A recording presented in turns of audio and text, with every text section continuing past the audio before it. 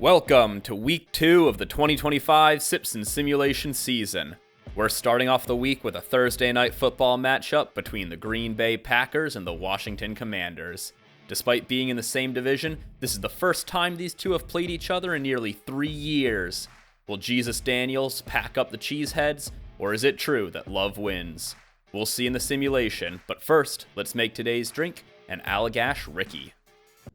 As I mentioned in the last video, this matchup was an absolute nightmare to try to come up with a cocktail for. Wisconsin does love their beer, and they do actually have an official state cocktail, even if said cocktail is an affront to everything holy. But besides those, all there really was like 20 different recipes for Packers Punch, which, as far as I could tell, was basically just take all the booze you have on hand, dump it in a bucket, and if you're really feeling like it, maybe dye it green. Washington, D.C. has a really strong cocktail culture here, but almost all of the drinks are really sort of light and floral and would just get like completely drowned out and overwhelmed by whichever of the Wisconsin options I had selected. So I was racking my brain trying to think of what I was going to do for this matchup, and then I heard a voice call out to me. Who he thee? That's right, it's an unofficial Tom Grossi special. My favorite Packers fan, your favorite Packers fan, the NFL's favorite Packers fan, hell, even the Packers' favorite Packers fan.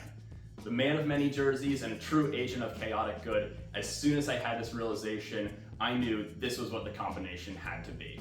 I've lived in DC for a little over 2 years now, but despite that, anytime I see or hear something Commanders related, there's one specific silly little voice that comes popping into my head completely unbidden, and that is the voice of the one and only Wildflower Turquoise. I gotta get some sunglasses. Context out of the way, let's dive into both sides of Tom, starting with his favorite beer, an Allagash White. Before we continue, let us rouse. Now you might fairly point out that despite this being, Wisconsin Green Bay, this is not a Wisconsin beer, instead coming from Portland, Maine. And you would be correct, but this is the Tom Grossi special. When it comes to Tom Grossi drinks, Allagash White is second to none. So I knew this was a common drink of his from just, watching the streams, but being a good data scientist, I had to go out into the field and actually collect some data on this. We had to get some hard numbers. Look at this graph! But after scrubbing through all of the game VODs from last season, I found that Allagash White is indeed his most consumed beer, with 58 cans drank on stream over the course of the season, comprising just over 52% of his beers. And it's not particularly close, with the second place beer, Hoegaarden, logging only 13 bottles over the course of the season. As for the beer itself, this is an unfiltered Belgian-style wheat beer, 5.2% alcohol by volume, 3.75 stars on Untappd, with over 279,000 total reviews. Now, that unfiltered part is important because it means that there's plenty of yeast left in this can. And while they may have stopped contributing alcohol to the brew, they're not done contributing flavor. If you just let the beer sit normally, upright for a while, what'll happen is all of those yeast will sink to the bottom and they'll stop contributing all of that good flavor to your drink.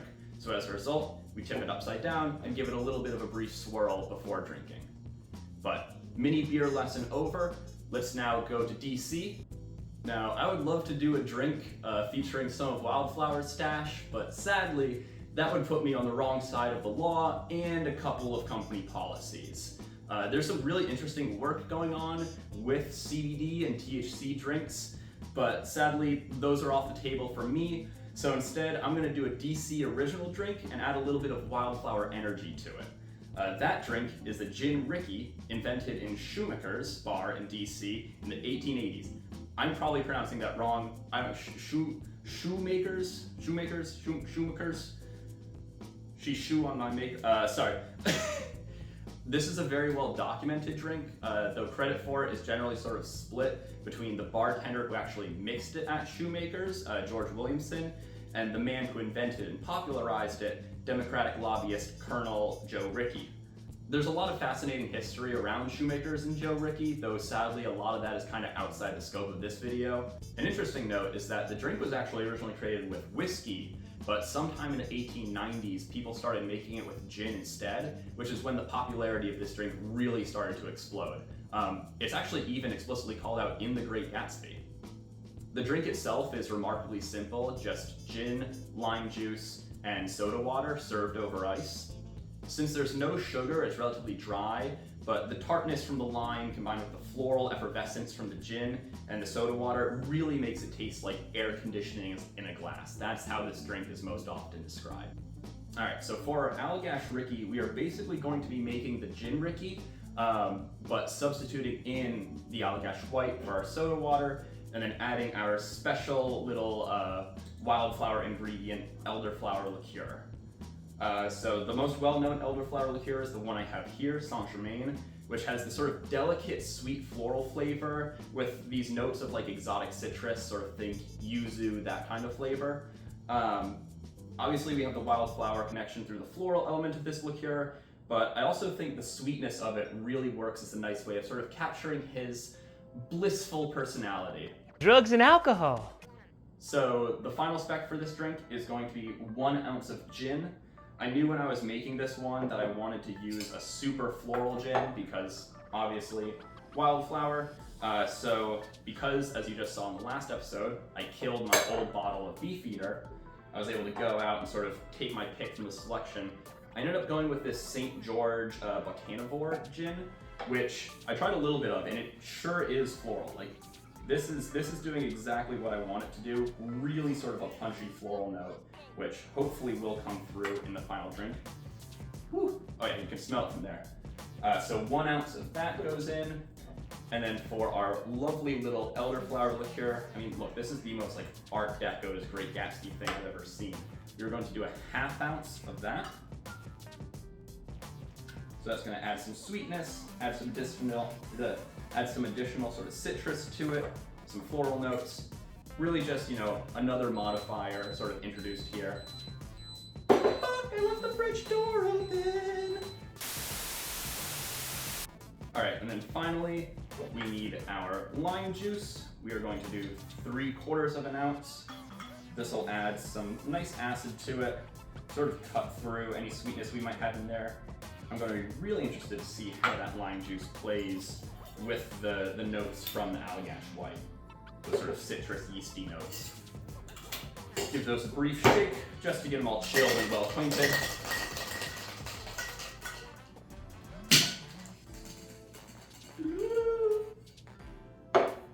And then strain that into our waiting beer glass.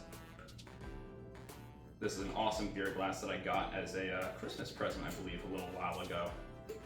Really good for beers like an Allagash White that sort of want that extra volume. And then our freshly roused can of Allagash White, just gonna crack that on open. Pour that in. I think beer cocktails are really underrated. There's a lot you can do that both, you know, ups the quality of the beer, but also, you know, just unlocks whole new flavor spaces with beer. And I think a lot of people kind of look down on beer cocktails because of the sort of, you know, history of beer, but especially in our modern craft brewing age, there's really no reason to.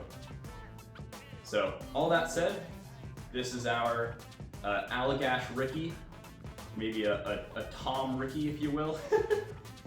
Let's give it a taste. Okay, that was basically all head on there, but, ooh, that's interesting. The notes from the elderflower liqueur are sort of coming up in that head. So you're getting some of that like sweet floral notes, a little bit of that lime tartness is coming through, but because it's just the head of the beer, it is really mainly just the sort of citrus yeasty notes of that Allagash White.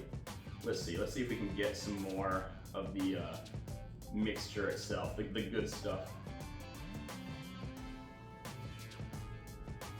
Ooh. Oh, that's dangerous.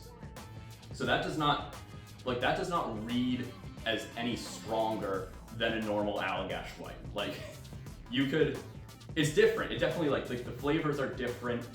there's all of the floral notes from the gin are punching straight through it, but none of the sharpness that you would get from the gin on its own is there. The beer really does dilute that down a lot, and so what you're left with is almost like, it's almost like an adjective, like a modifier just on top of the beer, as opposed to like a cocktail that has then like been diluted down.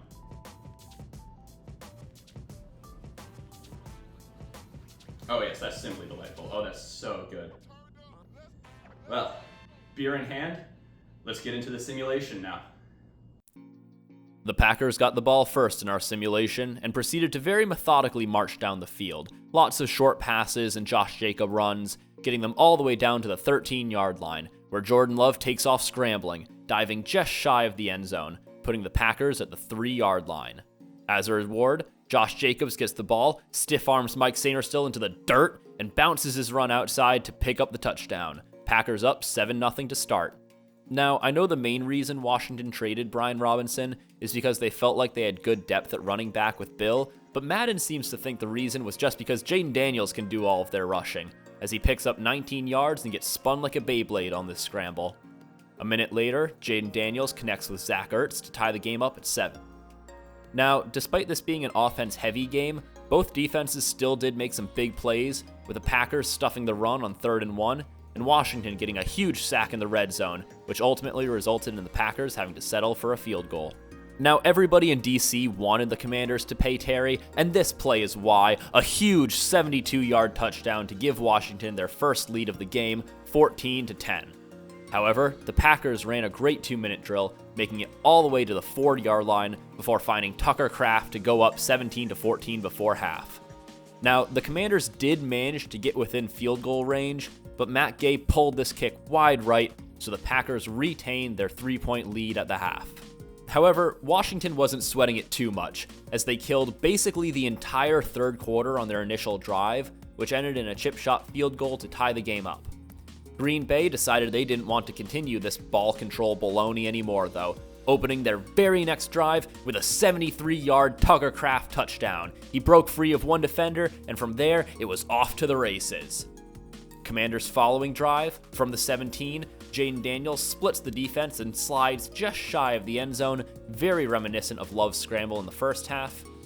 2 plays later, Jaden climbs the pocket before connecting with Ertz for his second touchdown of the day and the 4th tight end touchdown of the day. Is it National Tight Ends Day already?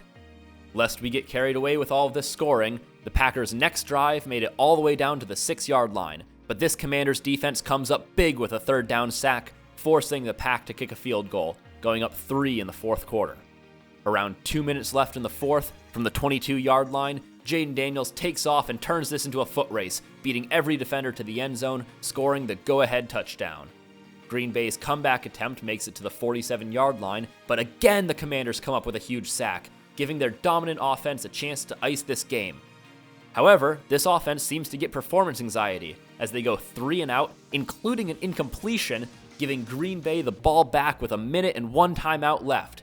The very next play, Jordan Love, Matthew Golden, 50-yard completion puts them at the Commanders' 22-yard line. Following play, Love throws an absolute dart, connecting with Romeo Doubs for the go-ahead touchdown. However, 30 seconds and 3 timeouts is enough for the Commanders to make it within field goal range, thanks in part to Zach Ertz.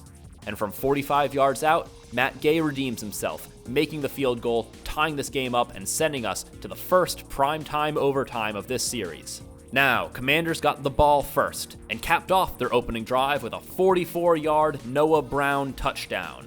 In past years, that would be the end of this, but under the new 2025 overtime rules, both teams are guaranteed an overtime possession, so Packers get a chance to answer.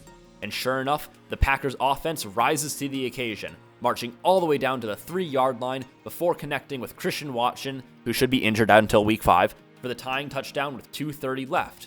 From this point on, its next score wins. Washington moved the ball, but ended up in a lose-lose situation. 4th and inches with 18 seconds left and no timeouts. Despite converting, they're unable to stop the clock and run out of time. Now the game should have ended here in a tie, However, apparently Madden operates under playoff rules, so instead, the game goes to a second overtime period. Still, next score wins. As a result, the Commanders are able to move the ball a bit more and set up for a chip shot field goal, where Matt LaFleur's attempts to ice the kicker are in vain, and Washington wins 44-41. Now, I did honestly consider overruling Madden in this instance and calling it a 41-41 tie, but I decided that 13 seconds would have been enough time for an actual NFL team to get to the line and spike the ball to kick the field goal, so I will honor the end result of this game. Commanders win 44-41. Now, obviously the stats from this game are going to be inflated somewhat due to the extra overtime, but it'd be disingenuous to say that either of these quarterbacks had a bad game. Both of these guys, over 400 passing yards and 4 touchdowns apiece. Crazy work, super impressive, and again, neither has a perfect passer rating because passer rating is a garbage metric. Moving over to rushing yards, this is what prompted my earlier comment about Jaden Daniels being Madden's favorite running back. 122 yards on 14 carries and 1 touchdown, my god. I think the only crazier thing is that that's a reasonable projection. He rushed for 127 yards on 16 carries against Atlanta last year, a game which also went into overtime. Pretty rough day at the office for the other running backs though, especially Austin Eckler, as nobody else cracked 40 yards rushing. I'm not going to spend too long on the receiving stats for this game. Obviously, all of these are inflated somewhat from the overtime, but I just got to talk about these tight end performances.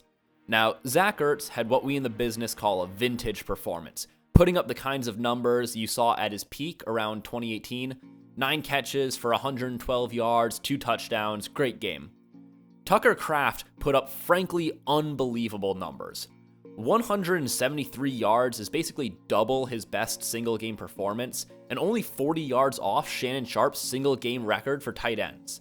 Madden was showing all the loves to the tight ends this game.